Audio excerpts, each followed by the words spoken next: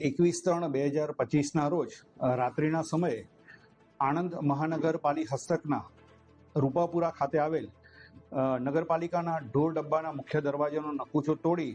કોઈ ચોર ઈસમોએ આ ઢોર ડબ્બામાં રાખેલ 52 જેટલા ગાય, આખલા તથા બળદ હાંકી કાઢી અને લઈ ગયેલા હોવા બાબતે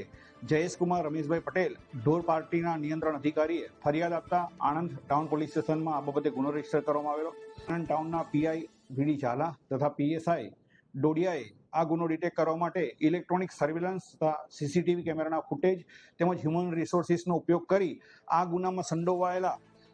6 આરોપીઓને હસ્તગત કરવામાં આવેલા છે, જે પૈકી અર્જુનભાઈ મનુભાઈ પરમાર રહેવાસી ચીખોદરા ચોકડી રાજોડ તલાવડી તથા ભદ્રેશ ઉર્ફે ભૈલું કરશનભાઈ રબારી રહેવાસી પરીખ ભુવન, સતીશભાઈ રામજીભાઈ રવારી જીગર સોસાયટી ગામડી, સુજય યોગેશભાઈ પટેલ રહેવાસી ગોપાલ ચોકડી બેંક ઓફ બરોડાની સામે, દશરથભાઈ હેમરાજભાઈ રબારી રહેવાસી રગડી તલાવડી રબારીવાસ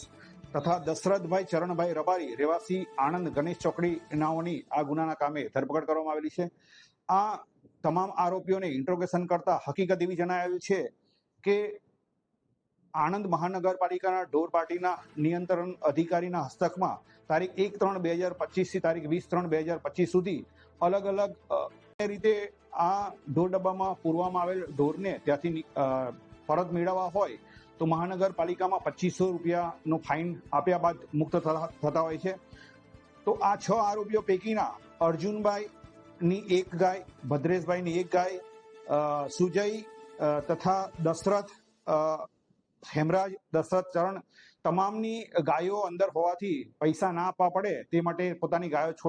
છોડવા માટે તેઓએ પ્લાનિંગ કરેલ, જેના ભાગરૂપે આ ઢોર પાર્ટીમાં જ ફરજ બજાવતા સુજય યોગેશભાઈ પટેલ પાસેથી ડુપ્લિકેટ ચાવી બનાવી તારીખ